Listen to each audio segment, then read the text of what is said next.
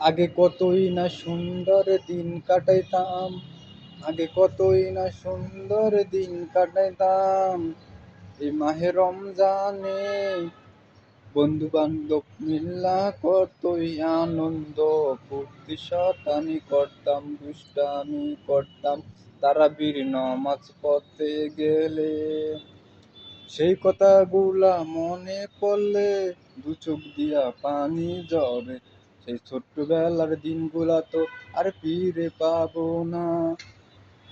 এখন বন্ধু বান্ধব একটা এক এক জেলায় থাকে, মাঝে মাঝে ফোনে কথা হয়।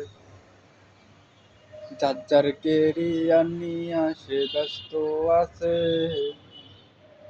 বছরে একবার বাড়ি গেলে ঈদের নামাজ পড়তে গেলে দেখা হয়, তখন একটু কোলাকুলি হয়। এটাই হলো বাস্তব বন্ধু।